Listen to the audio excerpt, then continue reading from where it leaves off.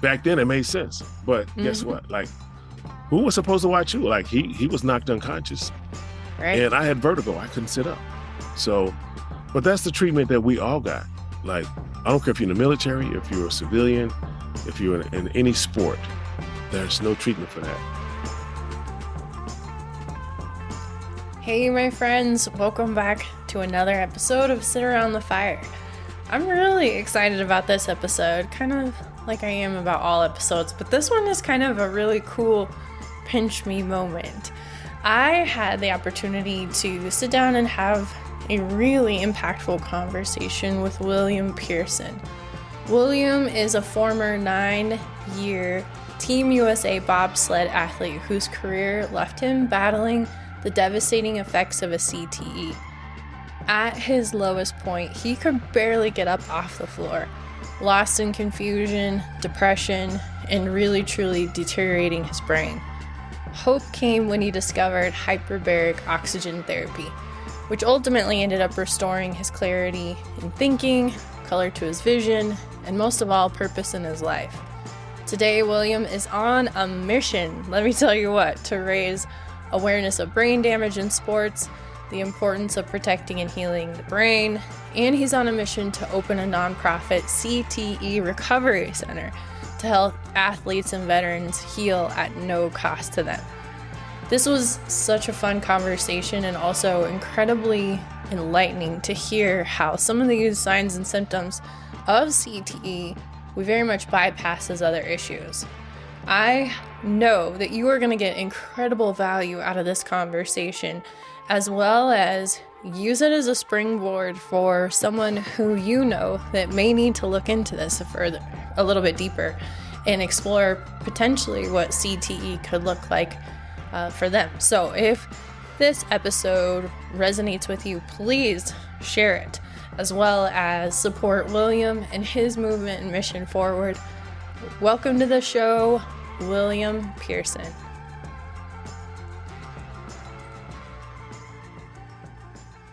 All right, so I know we've had a lot of good conversations leading up to the conversation, but really honored to have you on the show and excited to hear about all the things that you're doing and really like helping to support, drive your mission forward and really rally around you as a community and a support too. So Thank you. Welcome to the show. Yes. Thank you. Appreciate you having me. Yeah. Of course. Well, I always like to start off with the question of like, if you wanted people to hear one message from you today, what would that be? That one message is I'm going to tell you a whole story, and it sounds unbelievable.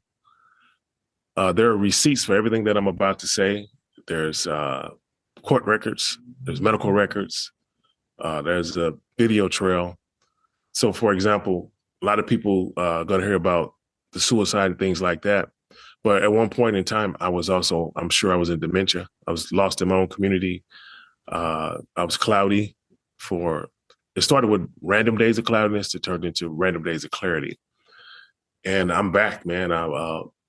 And I got back because of Joe. Of all people in the world, Joe Namath saved my life. And sometimes you say his name, I just still get choked up. But yeah, listen to the details because they affect most of our families, especially our first responders, our military, and our athletes. Yeah. Awesome. No, I just like my heart's exploding inside because I'm so excited to have this conversation and to hear it all. And you have such an incredible message and something that is often overlooked in so many ways. So let's just start off by telling everybody who you are and give them a picture of like who William is. Well, my name is Will Person.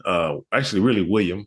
That's what my mother called me, especially when I was in trouble. But yeah, somehow the funny part is when I was a kid, they called me Bill. And I grew up in the Midwest, and I never heard of a Will before. And slowly the media changed my name. By the time I was with Team USA, it slowly changed. And next thing I know, I was Will. So I go by anything you want to call me. I'm fine with it. But but I was an athlete. Before that, I worked in mental health. After my time with Team USA, I went back to mental health and worked that until I couldn't do it anymore. I started having problems myself, and I didn't know what it was. And the crazy part is a lot of the symptoms I was dealing with, it looks like diabetes. I literally thought I had diabetes for 10 years. Oh, And here I am seeing doctors. Can I please get my insulin this year? And it was like, you don't have it. They make you do all the tests and the sugary drinks and the lab work. And they were right. I didn't. And but when I found out what I really do have, it was probably the worst case scenario. But I survived it. I'm surviving it. It's not over, but I'm surviving it. yeah, absolutely. So tell us a little bit about like your Olympic athlete. Tell us a little bit about your how you got into that, what that looked like for you, and kind of your background there. Well, when I left high school, I was a track and field athlete, and I didn't think I was smart enough to go to college. I didn't want to go. I just like, why would I? It's a waste of time and money. Why would I do such a thing? But all these recruiters kept coming for me, and the truth was, I didn't want to stop running track, and so the only option is to go to college to run track, or you quit. So it took me to college, and so yeah, I went to college. I ran track, and eventually, like when I left college, I ran a couple more years, well, 3 or 4 more years afterwards. And in between that time, I was doing little weird things. Like I stayed on my journey. Like Hollywood paid me to put on uniforms, and like you see movies like Jerry Maguire, Any Given Sunday, things like that. I was doing. I was just making it look like there was real athletes on that field doing spectacular things. So I had 5 different characters. I put Oh, the uniforms on. So that's me. You see running down the field all the time. oh wow, So yeah. nice. So I was working with like Tom Cruise and Cuba and people like that, and Jamie Foxx eventually, and yeah. And so that's what was my journey. But eventually, I opened up a youth treatment facility. I wrote the first ever independent living transitional housing program for the state of Utah. So they opened me as a pilot program, and so that's kind of what I was doing before bobsledding, which comes around full circle because that's probably what saved my life. In the end, it kind of helped spare me because all the things that I learned and I was teaching people about suicide and mental health was always in the back of my head. And so when I was even kind of at the point where I was cloudy and confused, like it was the things that I taught people was there that to help me. Yeah. But not even on purpose, because I'll be honest, guys, I'm no different than any other of these military guys or these athletes who take their life. Like I wanted to, but Mhm. I just didn't want to leave that trauma for the family. Yeah. Yeah, absolutely. And I definitely want to like circle back to that aspect as well, but tell us a little bit about like when you started to notice the shift in yourself, like when you kind of getting to that point where, okay, I'm not okay anymore. Something is going on. It's not the diabetes, but like walk us through what that was like for you. Well, this thing is slow and it's progressive. And so you don't recognize it when it get there. Like I had these random days I was cloudy. It was random. And it felt like low blood sugar. So what I learned to do on those days, I started pumping a bunch of caffeine. So some of your police officers, your firefighters, and your military guys who deal with the same thing, they're probably doing the same thing right now, drinking Red Bull and Monster drinks. I was Hmm. no different. I drank coffee and Coca-Cola. I kept it on my nightstand every night before I went to bed. I put a thermos. Otherwise, I couldn't get out of that bed. Wow. However, when I woke up in the morning, I automatically, well, put it this way, through all the mistakes that I made and the relationships that I was messing up, I realized I never knew what the real day was. Mm. So let me give you an example. Let's say today is Monday, and if you say, "Hey, Will, let's go grab lunch on Tuesday," I'd be like, "All right, yeah, great." To me, Tuesday's like 2 months away. Like I can't even see Tuesday. So you're gonna go there, you're gonna go wait on me, and I'm not gonna show up. And you're gonna call me. I'm gonna answer the phone. I'm like, "Hey, what are you doing?" Like, "Yeah, I'm here waiting on you. What are you doing?" And I'm like, "But you said Tuesday." You were like, "Today is Tuesday." So it was that thing. I kept falling into that trap.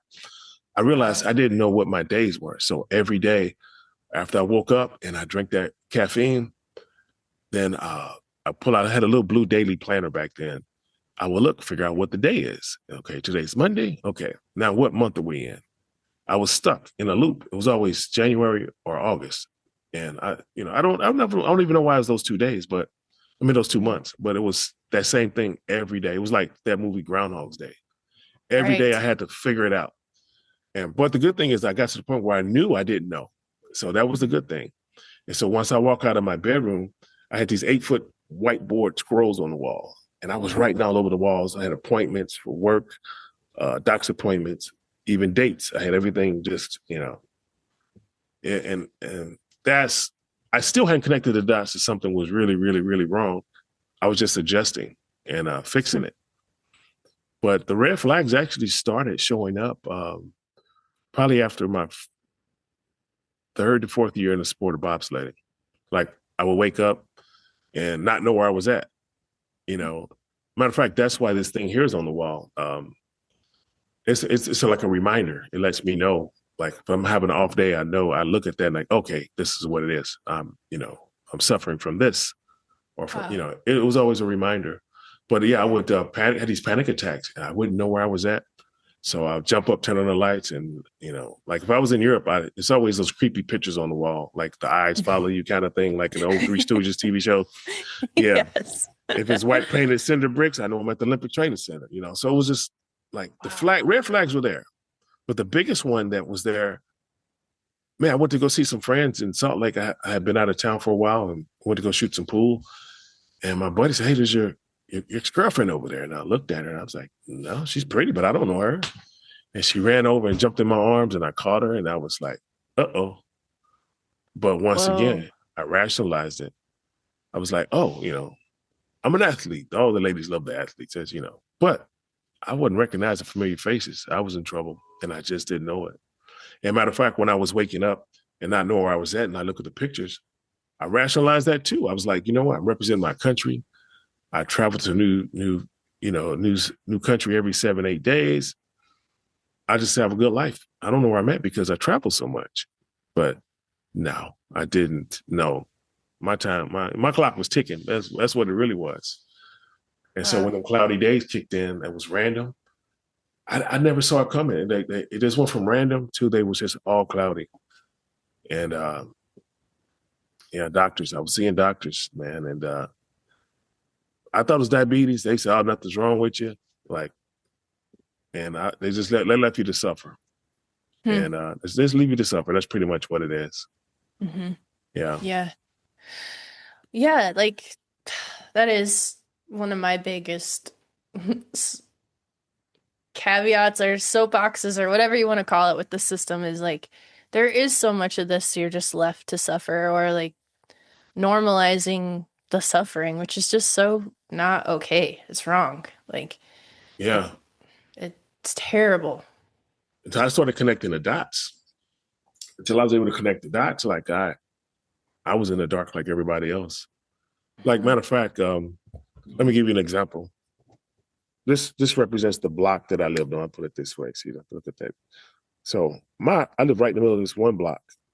And so some days I was really cloudy. So I didn't want to drive my car. I didn't want to hurt anybody. So I said, okay, this is what I'll do. I just walk. So I made sure I walked every day to go get a salad at least. So I lived here.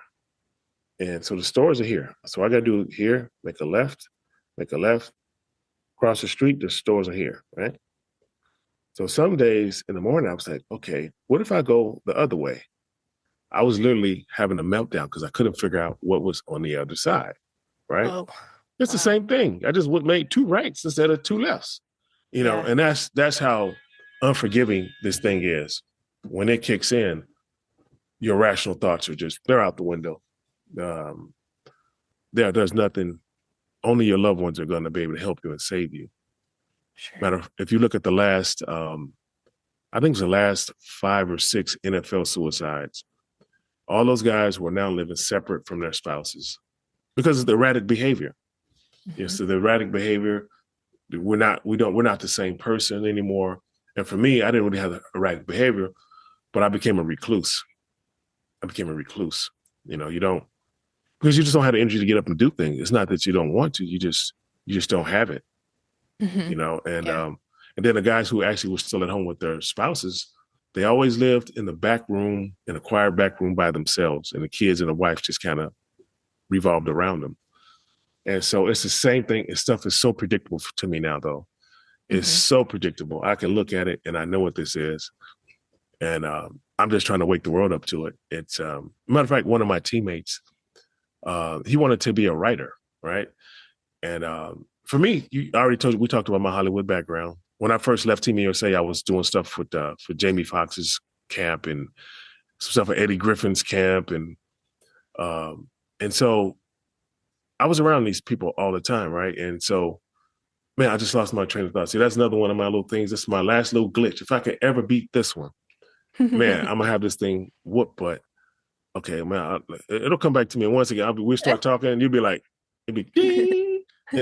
This is my last glitch. I promise. Everything else is like so smooth now, but it's just Oh, that thing, and it just drives me nuts.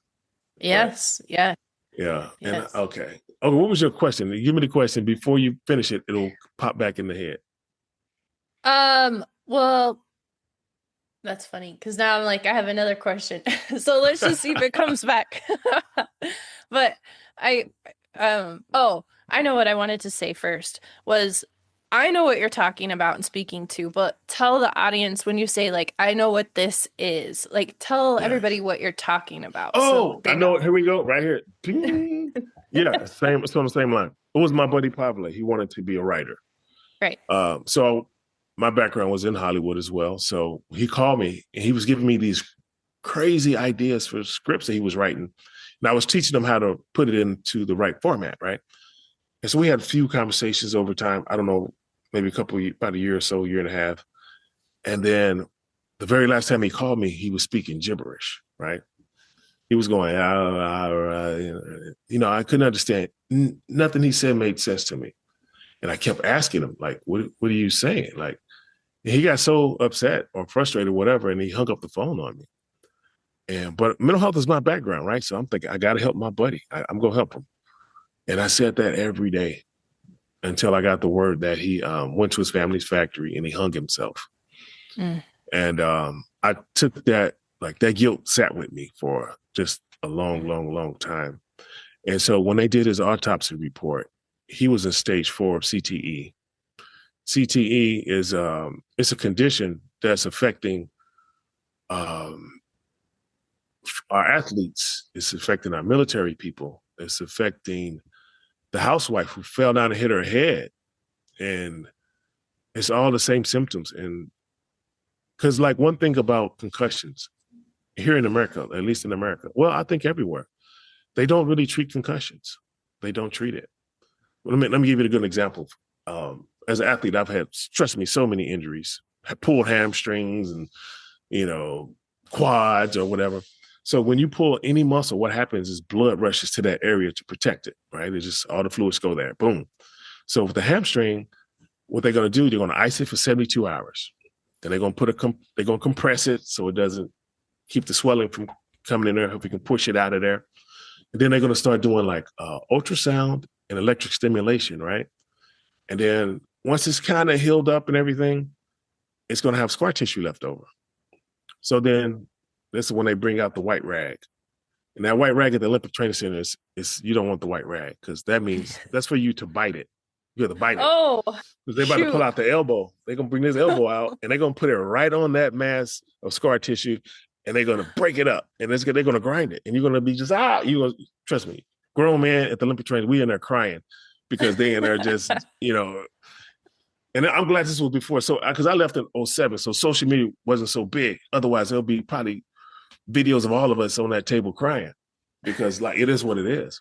yeah. But the thing is, now let's change that over to the brain. So, for our military people who get these compression blasts, that's what's doing it over and over. It's that the brain wants to do this, but it can't because the skull won't let it expand. So, same thing for us. We got the G forces. We're getting our heads knocked around in the bobsleds. The NFL, they're colliding, boom, boom, boom, boom, right? So if you're getting concussions and all those things in your head, how do they remove the swelling? They don't. The only treatment we all got the same treatment. Like for me, I had my first, I'm gonna share my World Cup crash with you. I still have that video. Like my brakeman on that day was knocked unconscious. I had vertigo. I couldn't sit up in the bed for like a week. because the room just kept spinning on me. So I just lay back down. So after that crash, this is live TV too. Like we race, like our TV audience was bigger than Monday Night Football when I was racing. I'm not sure what it is now, but yeah. So we had a nasty crash, and they told us to go back to the room, to the hotel room, and to watch each other so we don't go to sleep. So back then it made sense. But guess what? Like, who was supposed to watch you? Like he was knocked unconscious. Right. And I had vertigo. I couldn't sit up. So, but that's the treatment that we all got. Like, I don't care if you're in the military, if you're a civilian, if you're in any sport, there's no treatment for that. And so for me, when Joe Namath talked about using hyperbaric oxygen to reverse his symptoms, first of all, I tried everything that I could find that they said could work. None of it worked, right? So I go to this place and I use one of these things right here. It's a machine. It's a hyperbaric oxygen. I'm in that little thing for 1 hour. And when I come out, like, I don't even recognize this place anymore. Like, it was almost like I was walking around in 3D. Like, everything was so vivid, all the colors. I was like, whoa. Wow. And yeah, so my glass was slightly tinted because I'm still sensitive to lights, smells, and sounds. So some of you guys this might resonate with you. Those are some of the symptoms. So I grab my glasses and I'm taking them on and putting them off because everything's so beautiful now. I'm thinking like, wow. And so the salesman comes over. I always throw his name out there. His name is Hans from OxyHealth. Because that guy right there, he let me come and try it for free, right? I don't have any deals with them. I don't represent them. They don't represent me. I'm just telling you guys the facts. So I come out of that chamber and I put these glasses. I'm doing this, you know. He said, "What's wrong?"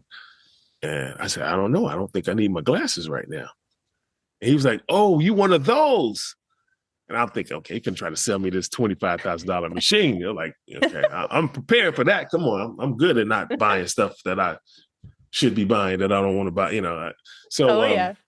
But he was right. Some people get immediate relief, and some people need like 2 sessions a day for 30 days, and to get the same type of relief. But if to this day, when they're out pitching stuff or in meetings, they call me the Peter Parker guy. Because of the glasses, because of the Spider-Man movie, he didn't need the glasses. Yeah, he told me that I'm the Peter Parker guy in their company now. Yeah. So anyway, yeah, that's what it did for me. And it changed. Like when I got home that night, I'll tell you what though, the first thing I had was I had a migraine that night and I hadn't had one in a few months. So first thing I thought, oh my God, I messed up. This machine did damage. Oh no. Wait, is your crowd, is this PG-13 or? Oh, no. We don't have a rating. We're not made for children. Okay. So you're good. It's medical, so I'm gonna give you I try to give you guys the real thing. Like, oh yeah.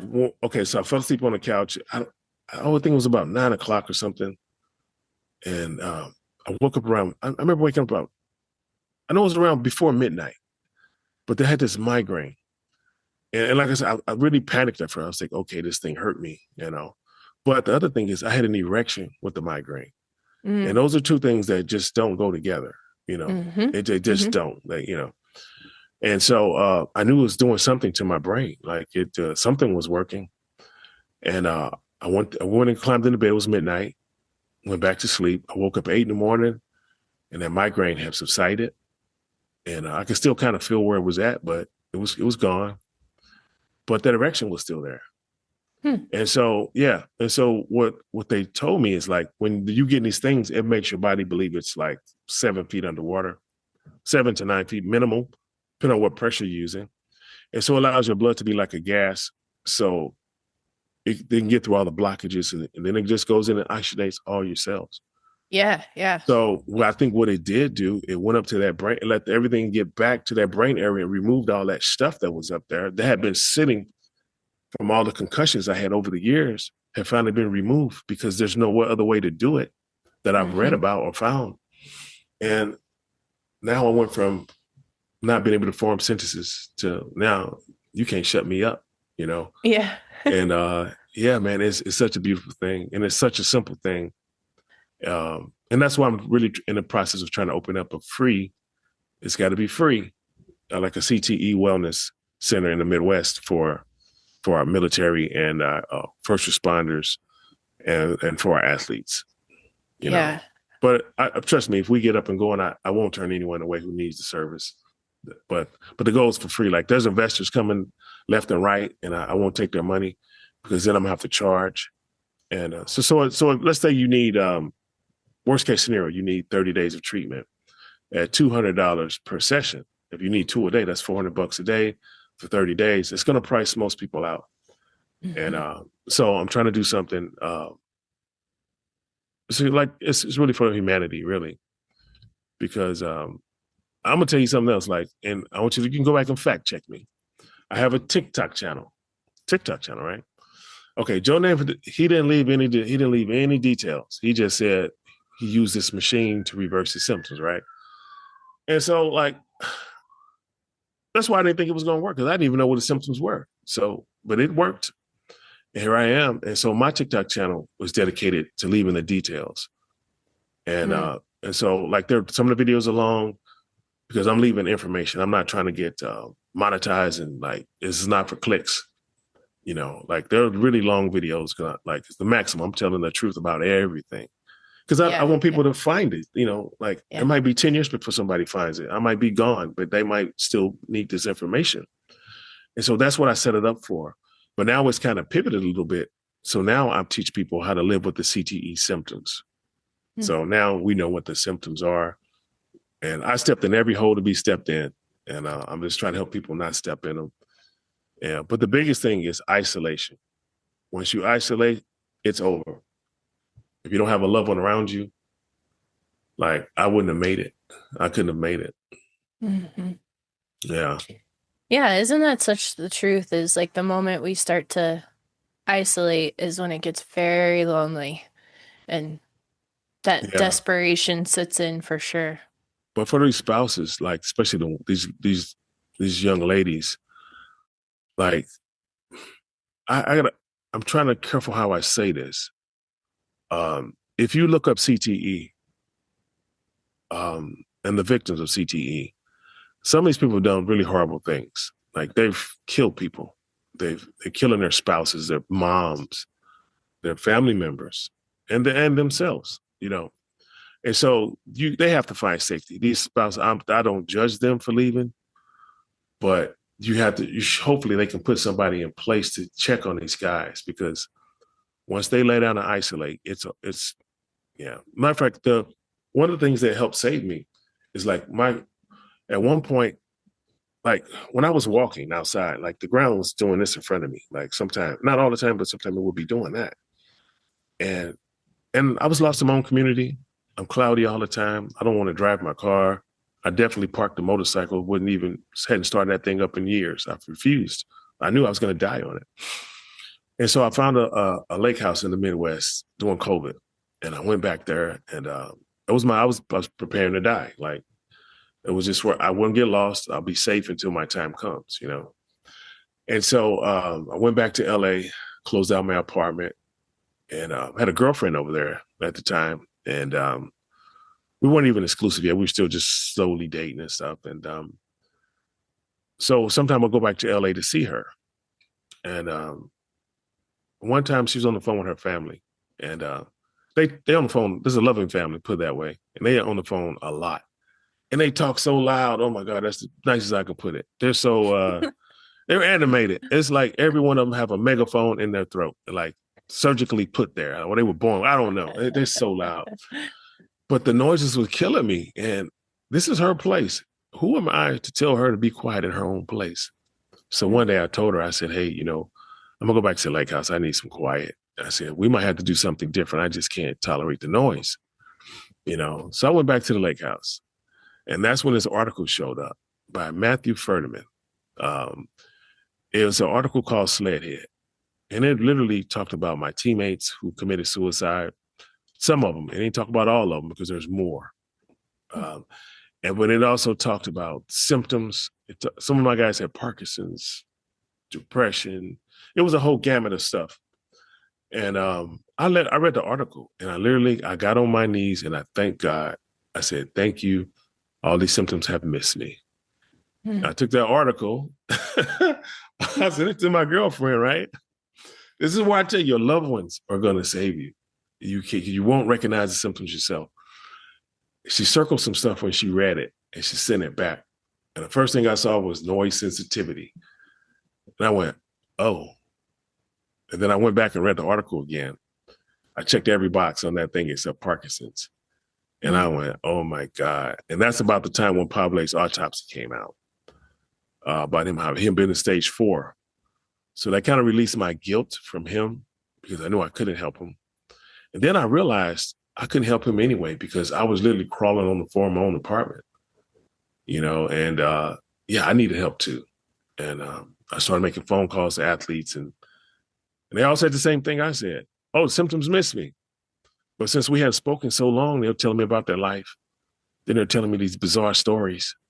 And I'm thinking, oh my God. And I said, hey man, take this article, share with your loved ones. And if you feel the need to call me back, call me back.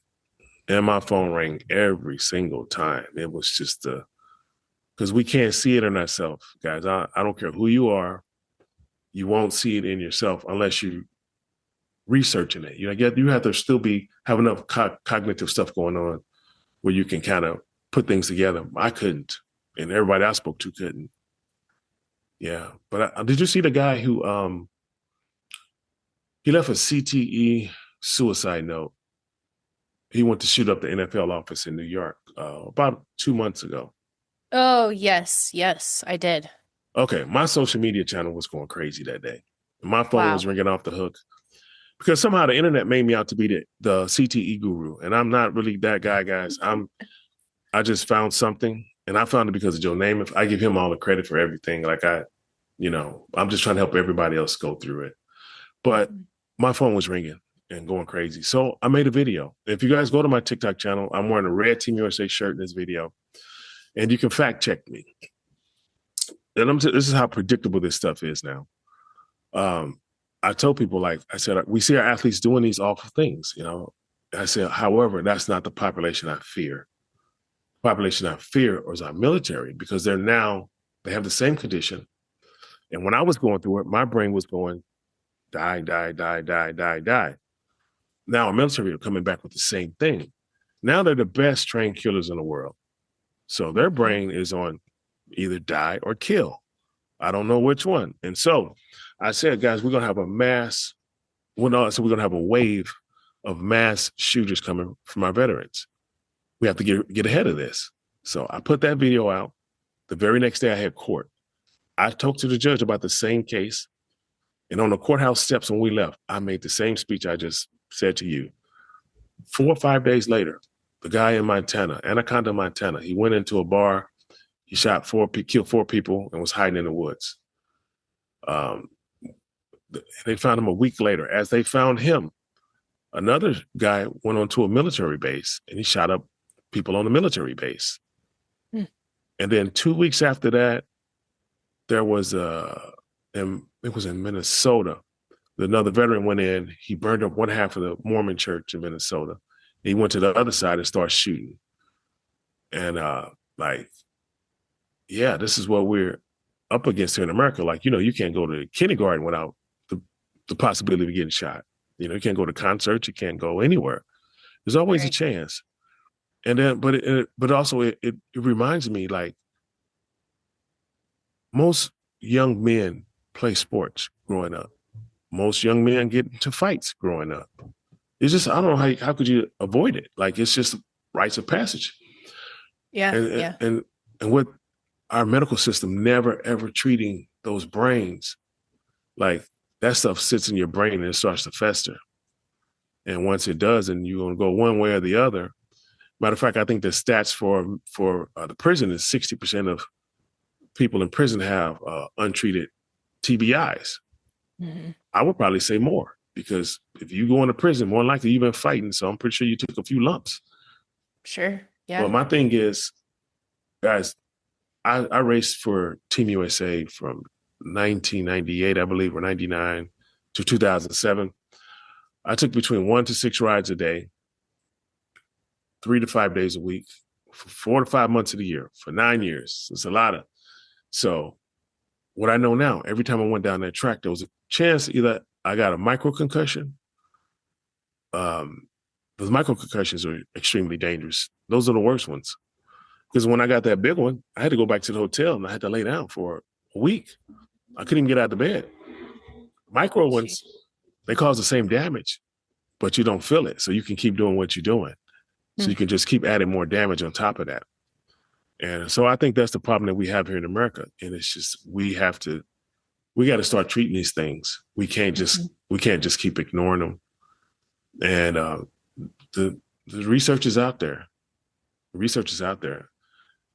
However, I think the problem is the insurance doesn't want to pay for hyperbaric oxygen therapy. Like they'll pay for the pills all day, but they don't want to pay for this. Right. And Yeah. yeah, and Yeah. it's really cheap. It's compared to what the pills are. It's extremely cheap. Yeah, that's why I just Oh, bought yeah. one. Now that I bought one, like I'm on like if I turn that machine on now, I think I'm probably more than 500 or something hours I've been in this machine. Wow. You know, and I've Yeah. just got to the point where like let me I got to make sure I phrase this right. A lot of people get permanent relief. For me, I don't really get permanent relief until recently. Usually, if I go 3 to 5 weeks without using it, I'll start having problem forming words and saying certain things, and I'll Mm. start getting a little cloudy again. Then I know okay, I know what that is. I know get back in that machine. But for me, for a long time, like I was frustrated Hmm. because here's like Joe Namath reversed it. He said reversed. Was working for me. Is I'm back off that floor. I'm not praying for death, but it didn't reverse my stuff. Like I need those details, Mr. Namath. Like what did you do? Yeah. So that's what we're doing now. I'm making sure Nice. we get everything so we can. But like I had a matter of fact, and there's signs like when my migraines come, usually I know what to do, and I don't want to put it out here what I do because I don't want to. I have a certain thing that I do that'll keep that migraine from coming. But I'll just say it, forget it. I use THC when migraine comes. Like if it's Yeah. coming, but I was a counselor all of my life, so I told everybody knows me. I told all the athletes, if you do anything around me stupid, I'm the snitch. I'm the snitch. I'm him. So if you're gonna smoke anything and they blow him and I get a dirty test, I'm telling on you. Like I mean, I don't care what you guys do, especially if you're outside the country. You do something wrong, it's now an international incident. I'm not that guy. So Right. I'm snitching on everybody. So everybody don't do things around me like that. So I had a stigma with marijuana. So and I was a counselor. I'm keeping people to get them off that stuff. Mm. But when it came time, they gave me these pills one time, it was a Zoloft. I went ahead and tried it, and it made things 100 times worse. So then I tried THC, and it kept me calm until I can kind of figure things out. And so when the migraine's about to start brewing, usually just use a little THC, Hmm. and it's not gonna let that migraine hit. I might still have a headache. I can always still have a headache anyway, but it's not gonna be the migraine.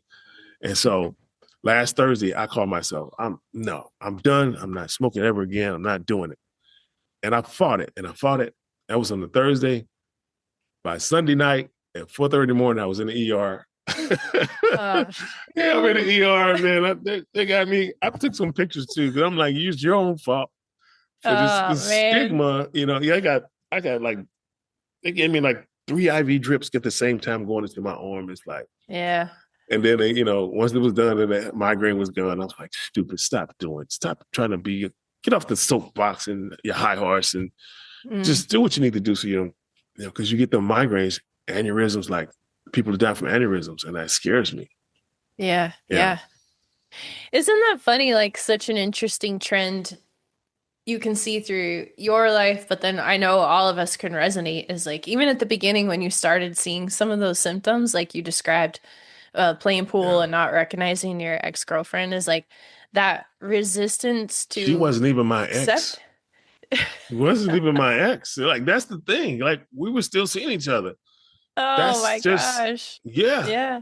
Yeah. But it's such a resistance to like accepting that there is something going on and that I do need help. Like I do need to do something. And like that's such we talked about this before we started recording, but the big passion of mine is like let's not wait until it gets this bad. Like let's not wait until like you're on the floor and you're praying for death is like just recognize these things or listen to the people around you like you talked about that They're Yeah. trying to help you and advocate for you, but you have to have a willingness to accept that too. Just like you're like, if you would have done just a tiny bit of, THC, but these lessons Yeah. that we learn around this resistance to it is so powerful, I think. Yeah.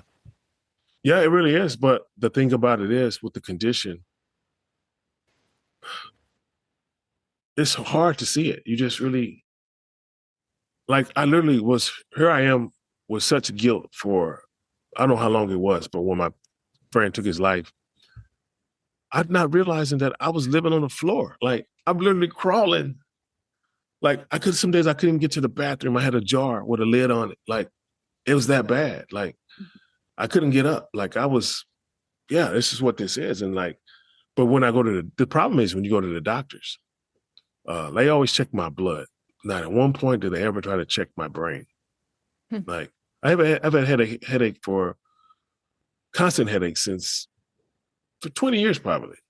Like I went to the ER, I got into some poison ivy at the lake house, and it was tearing me up. So I went to the went to the ER, man. That stuff I still can't recognize. This stuff is everywhere. I can't recognize it. So I'm at the ER. They're giving me this meds, and they checking my vitals. And the nurse said, "Your blood pressure's high. Did you take your blood pressure medicine today?" I was like, "I don't take blood pressure medicine." I said, "I don't have high blood pressure." She's like, "What?" She said, "It's really high." And so they made me, she said, "Are you in pain?" I was like, "No." And then when she went to leave the room, I went to lay back on the bed. And I said, "Oh, one of my little headaches, it's always there. It's not that bad. You get used to it after a while. It's not so bad. Mhm. It's not that migraine, but it's just a little, you know." And so one thing about this thing is like, I always have a headache.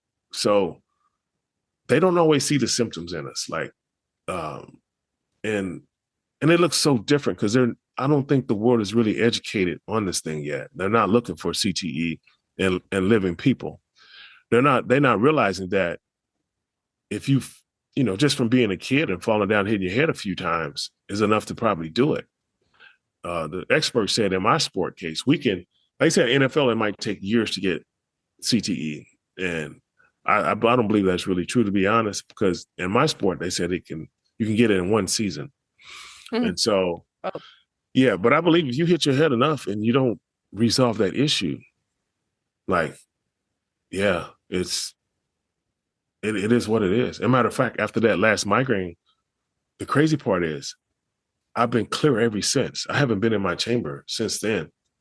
hmm. And I woke up one day and like I'm just reading again. Like even when I was on tour, like I was always the guy with the novels. Like everybody waiting on me to finish my book so they can read my books, And I'm up reading again. Like I haven't had this type of.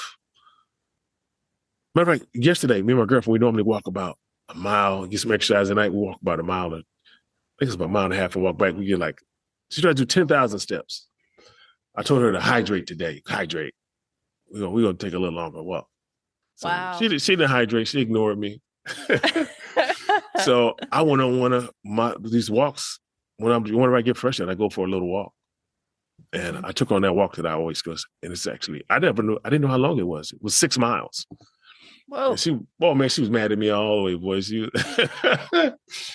But we stopped a couple times, found a place, got some tea and some hydration. But like, yeah, my energy's back. Like, and it's from the migraine. Like after that migraine, just like yeah, man, I can't. I want to go to college for some stupid reason. Like Oh, nice. I just want to read and yeah. I haven't been like this in so long, and I don't Yeah. know. Maybe that means I'm at that threshold where I don't need that chamber anymore. I don't know. So I've Yeah. been procrastinating. Get back. I want to see how far I can push it before I Sure. can feel the yeah. Yeah, I love that. And like I can just feel the hope coming. Like you have that sense of hope within you, and that's part of your mission and what the work you're doing too is that reminder that like you can get better. Like you can feel Yes. better and you're living proof of that. It's such a powerful message, especially for those that feel the ones that are still on the floor right now that just can't Yeah. get a light of it is like hear us when we say like there is hope and you can definitely get better. I have only met one person, and I don't really. He has a different issue. that has used this process and it not helped them. Like I have people calling me from reaching out to me from around the world now. Oh, matter of fact, I did an interview 2 weeks ago. It was the British military pilots, right? And they told me, like before we even talked about hyperbarics, they said what their guys do when they're having problems, it's illegal to deep sea dive in the UK, which Hmm. I never heard of it. I don't know anything about deep sea diving, so it makes sense to me. So he said there's an island they go to, and I have that information. I can share it with you. He said they go to this island and they go deep sea diving. And he said they stay down there for a really, really long time. He said, I mean, a long, long, long time. And I'm getting goosebumps as he's telling me that because what they're doing is they're simulating the hyperbaric chamber. Mhm. Yeah. Yeah, absolutely. Yeah. Hyperbaric does the same thing. It makes your body think it's underwater, which turns the Right. blood to a gas and it goes everywhere. Yeah. And he said Mhm. that's how they heal their pilots over there. And I'm just like goosebumps. I'm like, oh my God, like, where's this information at? Like, Right? yeah, yeah, Yeah, all these well, like before we go down that trail, but I know people who have used hyperbaric for Lyme disease even. And absolutely. I mean Yeah, there's so many, it should almost just become like common practice to as a modality to use for it is so many in the different rich things. people's homes. They are in Yeah. rich people's homes. They're everywhere. I do a lot of work in Beverly Hills. They're in the Hmm. rich people's homes. Like sometime I'll be there. I work with a private chef sometimes, and like I'll see these things. I'm like, oh, you guys have a hyperbaric chamber. They would look at me like, how do you know what that is? Uh-huh. Like, what do you know about us? I got one too. You know? What do you mean? Sometimes one lady she was almost disgusted that I knew what it was. Like, Oh, yeah, it's like she was offended. Like, we're the upper echelon. What do you know about this? So I just giggled and it's we talked about it. And she's like, oh my God. Like, once I start sharing the information, see, they use it for a different reason, though. They're using it for cancer. Mhm. If cancer can't live in an oxidated environment, they're using it if you have a stroke. Mm. They put stroke people in there and reverse that because it gets through all the blockages. Matter of fact, when Jamie Foxx, they said he had a stroke on the set 2 years ago because I used to work with him. I called his camp and I said, hey guys, first of all, don't tell me what he has because I don't want to be responsible for the leak. I don't want to know. I said, Yeah. however, if it's a stroke, I talked to him about the technology of the chamber. I'm not sure if they use it or not, but I definitely spread the word when it needs to be. Yeah, But absolutely. yeah, Well, I mean, like you and me both, we just got to keep pushing forward for these progressive type of treatments and modalities to become more mainstream and available because there's just a huge lack yeah, of knowledge around what you have. And I always tell people this too is like, don't stop at just one thing. Like, if yeah, something doesn't work for you, like, it's kind of so bizarre why we try something once and we're like, well, that didn't work. It's like, when yeah, try yeah. it again or keep trying something else, but don't stop. Like, keep moving forward. Yeah, but hopefully, if whatever they're trying, they need somebody around them to Mhm. uh, help keep them in check. Let Yeah. me give you a good example. Like when I finally opened up to doctors about like the darkness that I was, because I'm in the mental health field. Look, you're not going to give me a 5150. I know what to say and what not to say. But I was at the point where I was at the lowest, and I was ready to go. And I said, I need to document this for my team, my teammates. I'm willing to do that to help the next generation. So I started taking, they gave me Zoloft, all right? And when I took that Zoloft, it made things 100 times worse. And like my little deal with God to not check my life it was on the line. And I always say, I always told people the same thing when I was a counselor, like, oh, you just started your marriage, give them time to work. You had a same thing that was taught to me to teach. I'm teaching them the same things. But the longer I took it, the worse things got until and they say, just like, you don't call, I'm not saying cold turkey. That's what I did. I was like, no way. Like, this is not helping. It's been long enough. Things are seem worse. Like, how could it get worse? Like, but yeah. So hopefully they have a support team around them when they do take the pill, no matter what you try. Because since we can't see our own stuff that we're dealing with, the people around you have to be there to support you. Yeah. Yeah, absolutely. No, like so crucial to have that. And You just need you need the community anyways, I believe. Like we don't heal in isolation. So Yeah. you you need that support. So And then a lot of military guys, like the last few, like those mass shootings, and even the NFL guys, they all said the same thing, especially with the military ones. They said they went to get help from the VA or military, and they was denied help, Mhm. and so that's what they're dealing with. And a matter of fact, but the military has now they have pockets of places where you can go get this treatment. They'll treat you. So if you're persistent and you ask questions, guys, it's out there for you. Matter of fact, there's an agency that reached out to me. It's treatnow.org. They're trying to get the legislation put in the state of California uh, for insurances to start picking up those tabs for hyperbaric Nice. treatment. Yeah, Yeah. so they want me to be one of the representatives to kind of help them push that agenda. But right now, what I'm doing, we're opening up our own facility for you guys, and it's going to be 100% free, no outside money that's coming in. So please join us and support us, and be ready to come and get your treatment. Yeah, because Yeah. it's so simple. It's so Oh, that's simple. awesome. Yeah. Yeah, No, I will definitely, when you get it off the ground, I'll come out and visit and see and yeah. give support and but tell everybody like how can they like boots on the ground put action to this? How can they actually show up and support you? Well, right now I got a crowdfunding that's out there, and it's moving so slow, move very slow. Um, like I already have the property, we already know we're going to open that. I have a new chamber sponsor that just reached out last week. We had a 2.5 hour conversation just 2 days ago. So everything is lining up. We just need the money for the build out pretty much. My dad is just, I originally wanted to do it at the little house that I bought in the Midwest. But if somebody needs 30 days of treatment, I only got 3 bedrooms, 2 baths. I mean, I can only treat 2 people for a month. That just doesn't make, it's not what I'm really looking to do. It's helping one person is great, but my dad had this roofing company. He retired a few years ago, and it's sitting there. He's about to sell it. It's so big, it's got 3 addresses on it. I'm like, wait a minute, Dad. Wait, time out, time out. Don't Whoa. sell it just yet. So I'm gonna buy the building from my dad. I'm gonna get the family discount with the Midwest prices. And Excellent. yes. Because like if I open here in California, what I would rent a building for a year, I can buy the building for over there. And so my goal is like when my day on earth is over, I want this thing to be able to still be up and running for our troops and stuff. So Yeah. it's got to be free. Not for profits, it's almost ready. It should be ready by next week. But the crowdfunding is up. Please find it. One man with a chamber for the loved ones who's dealing with this. When your loved one is starting to act out of character, you hear it all the time in all the interviews. They were a gentle giant until they weren't. They start acting different, or they were acting erratic. When you start hearing those words, come find me. I'll show you how to navigate that. And Mm. it's a lot of little things they can put in place that'll help keep them calm.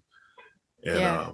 yeah, and I have partnerships with different chamber companies around the country. I'm starting to build them, so I could actually send you to certain places for free in certain areas. So the service is coming, but when we open up the real facility, like I got one right now building it'll hold 6 people. That means I can treat 6 people per hour in that one chamber alone. So if I'm open 8 hours a day, that's 48 people who can get treatment that day. Yep. That's what we're trying to do. We're doing something different, and it has to be free, no cost to the family. That's we want to have set up where, like, if some people have Parkinson's, they might need a loved one to come with them. Hmm. So we want to build. I got places where we can build in places where they can stay, or we got hotels in the area. So I'm trying to do it where we can pick up the whole tab, like, and I know what's going to happen.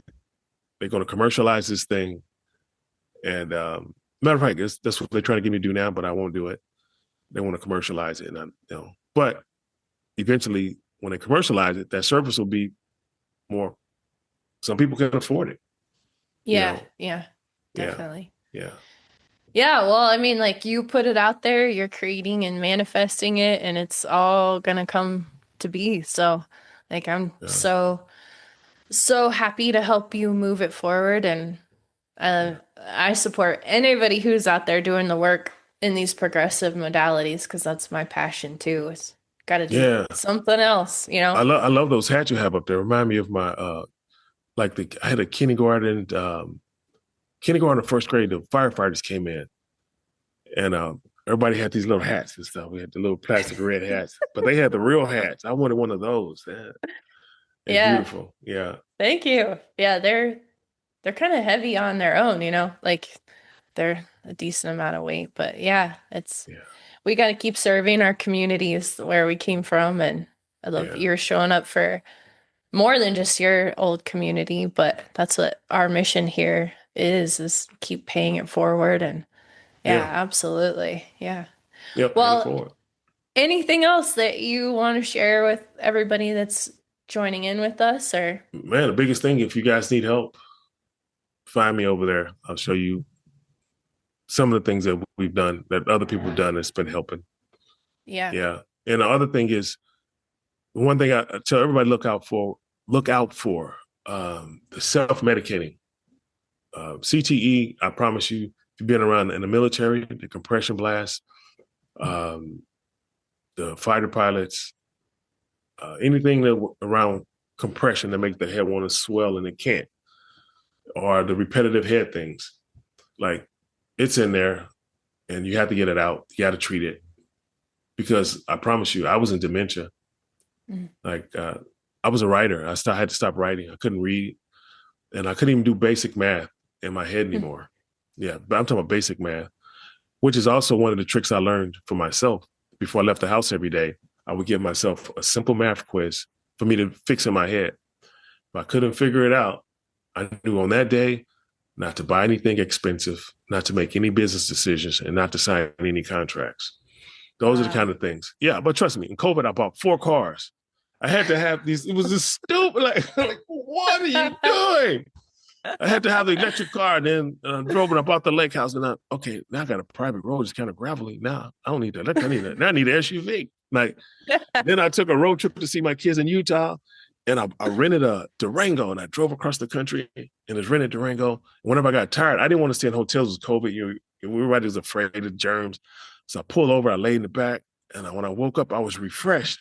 Now I needed an SUV again. I'm like, it was just like, stop it, stop the madness. Like now I'm looking at myself now, and I'm just thinking, only thing that saved me is that cars weren't in short demand, so they were buying cars back from you for more than you paid for it. Like, except one That's time, I got it awesome. handed to me one time, but because I had to trade it, but yeah, yeah. Let That's me help you. So awesome. yeah, let me help you before you mess up all the finances and Right. just that's the little things that you can do to keep your spouse calm. Yeah. Yeah, absolutely. Oh, Yeah, also I know. one last thing I gotta say. I'm sorry, I'm going to cut you off. No, no, go for it. Did we actually talk about the article written by the New York Times for the pilots? No, we just talked about Sledhead. Okay, there was a Yeah. special article written um, about the pilots, and I'll share the link with you. Now, what happened is that link is it came out in December of last year, and it's actually said the pilots have all the same symptoms of bobsledders, right? Mm. Parkinson's, dementia, moodiness, depression, all the whole gamut. And when I started trying to share the connection between, because I took those pilots on the bobsled ride, I was like, oh my God, this is the missing link. I took it to court. I took it to the lawyers, and all of a sudden it got scrubbed from the internet. Mm. And I believe it's my fault because they also scrubbed the episode of HBO Real Sports that they did on CTE and suicides with the Winter Olympic bobsledders. Mm. So you can go to the HBO website. You can find every episode they ever did. You'll see the slot for it, but you won't ever get to see it again, as well as the Oh, article that they wrote for you guys. And it's my fault that I believe that disservice happened to you. So I'll share it with you. Maybe you can share it on your thing. And absolutely. I tried to Yeah. get the information to the government knows it's doing this. So I'm not saying the government did it. It could just be the people who are responsible for paying this tab now, which I believe will be the insurance companies. I think Mhm. I'm not saying they did it. I don't want to slander. I don't know who actually did it, but they scrubbed it. But Wow. let's just say I have an original link that will work so you can see it. Nice. Yeah, it's really Yeah. just information, Okay. just transparency. That's what I'm trying to say. Yeah, Yes. yeah. Yeah, Because absolutely. even my court case, when I filed a class action, I filed for medical to help everybody who needs it. And I said the one thing that's non-negotiable, they have to warn a new generation before they ever get in a bobsled. And those are two Mhm. things they still fight me on, which if you please, we have court, our next court date is December 17th, guys. I'm not making this up. All the lawyers are now, my lawyers that I hired, the law team, they're now standing with the defense team. And I'm literally the last man standing between your Winter Olympic athletes getting help and not getting help. And it's 643, I believe, will be more than double that because they didn't keep records supposedly. So when they put out the filler to the media, say anybody, rode the bobsled, you're having issues. It should Mhm. probably be everybody who rode the bobsled because we know what the things are now. Yeah. Yeah, but so I'm the last one standing in between that court case. But come out and support me December 17th. I'm the last man standing. I don't have a lawyer. If you know a good lawyer, please send them my way because Yeah. they deserve it.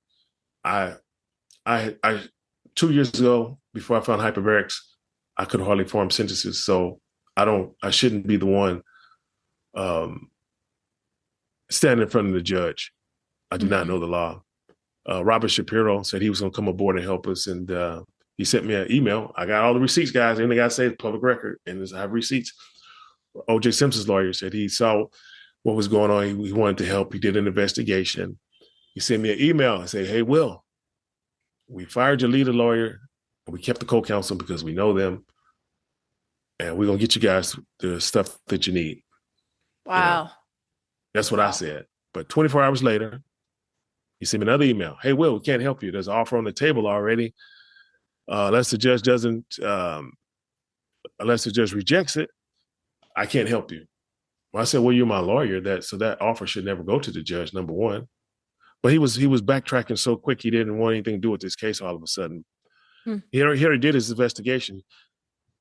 So I don't know. So we went to court at that last hearing, and the judge sided with me. He didn't accept that offer. We never even got on the table because once I started talking, um, I shared all the information with the judge, and he was like, "Hey, wait a minute."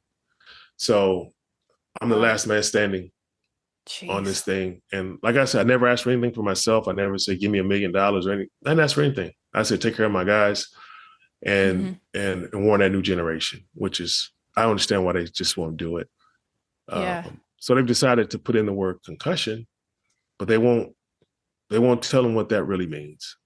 So now Hmm. they put concussion somewhere in the membership packet, but they won't tell you. Now you're going to start to forget people you know.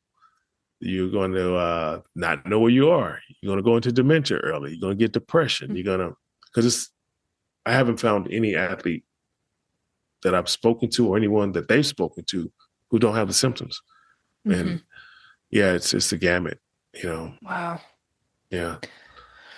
Well, I'm putting it out there that just getting the word out there and the knowledge like is going to help the movement move forward. And Yeah. yeah, just really revealing the light on all of it for sure. So, Yeah. And if you yeah. saw the movie Concussion, my life has have become exactly that movie. You can read between the lines on that one. But yeah, Mm-hmm. yeah. Wow. Never thought it'd Jeez. be me. But yeah. Yeah. But you're here living like you're living your purpose and you're doing all you can do to advocate now, and that's incredible. So keep on Thank you. keeping on, my friend. Yeah. Absolutely. I know it's not easy, but you got lots of support behind you. I So, was dead. Yeah. I was I was dying. It's easy. hmm. This is easy work. Yeah. I'm Oh, yeah. just talking, speaking only truths, facts, Yeah. nothing Yep. more. So it's easy. It's easy. Yeah. Yeah. Absolutely. Well, thank you like 10 times over so much for coming on the show and sharing your story. And like it's going to impact a lot of people, and there's going to be so many people resonating with what you've gone through, and now they'll make the steps to get help and to connect and support you. So thank you so Yeah. much for your time and everything Thank you're you. doing. Thank Yeah, you. By the way, when absolutely. we open up and when you come out to visit, you have to find me one of those awesome hats to hang on the wall. Oh, yeah. I'm sure I could dig one up for you. Yeah, Yeah, or I can absolutely. give you one of mine, so I don't need to. Awesome. Well, thank you again so much. It was Thank such you an for your honor. time. I hope that you are walking away with an incredible amount of information. I know that I learned so much from William about CTE and looking for some of these signs and symptoms from people that you may not even think this could be a thing. But some of these really bizarre symptoms showing up could mean that there's something else actually going on under the surface. If you want to check out some more about CTE, we actually talk about this in a past episode. Episode number 5 with Pete DePrez. He is a retired law enforcement agent who had CTE as well, and he talks about this. So go back, listen to that episode. But nonetheless, let's show up for William and support him, get connected. I really appreciate you taking the time to sit around the fire with me today.